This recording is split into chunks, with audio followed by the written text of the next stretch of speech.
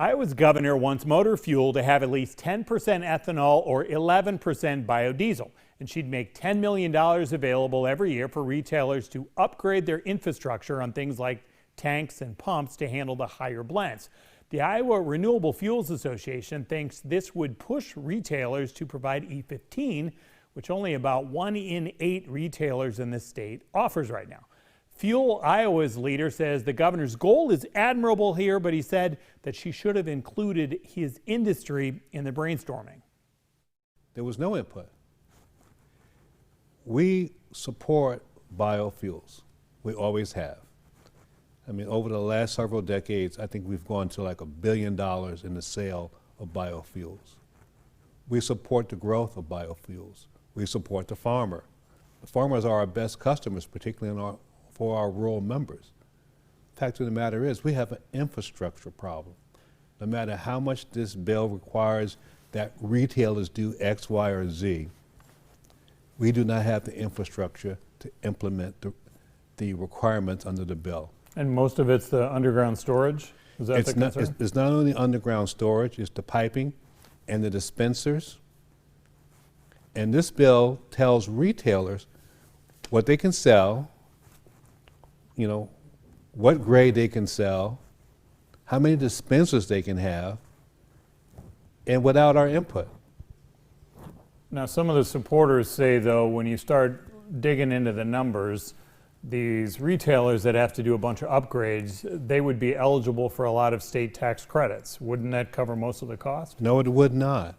We estimated before this bill even came on the scene that we had a backlog of $800 million to upgrade the vast majority of the sites throughout the state. 85% of the sites in the state sell E10. And to upgrade them to sell E15 or higher, we estimate it to be about $800 million. With this bill, you have to tack on another $200 million, so we're talking about a $1 billion price tag, and it will take at least a decade of upgrading. And many of our members have already upgraded, and this bill will require them to break concrete and retrofit and upgrade to comply with the bill. So what are you all doing about this now? Well, we're opposing it. Yeah. We've been very respectful of the governor, but we do not like this bill. This bill is very detrimental to the retail fuel distribution network of Iowa and our members. Iowa Renewable Fuels Association thinks this could create 3,500 jobs, add $550 million in household income over the next 5 years. Those are big numbers.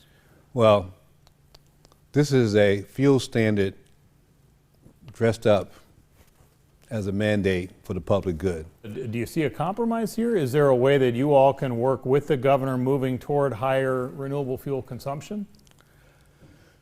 Well, the only compromise that I see is that we go back to the drawing board.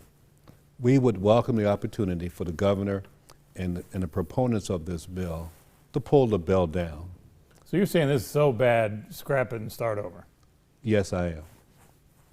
I don't see a lot of room for compromise, especially when the burden is disproportionately placed upon our membership to upgrade, to retrofit, to take the time and expense to close down their facilities and not have income just to accommodate this bill. Is there a way to pass this along? You don't want to generally talk about raising prices to consumers, but do you tack on a couple pennies on every gallon to pay for the infrastructure improvements? Well, there's already a lot of tax incentives and credits already just to pump E15 and higher blends. We would like to see some incentives rather than a mandate. Historically, we have always supported incentives, not mandates.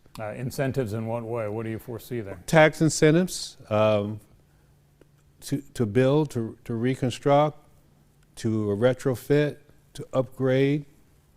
That is the way to do it. I mean, for decades, we have watched the biofuels in this state, as far as a sale, grow to the billions of dollars without a mandate. I don't know what is so special about this bill that requires a mandate that can do what we've done without a mandate over all these years. Congresswoman Axteni's future, part of the Insider's Quick Six, next.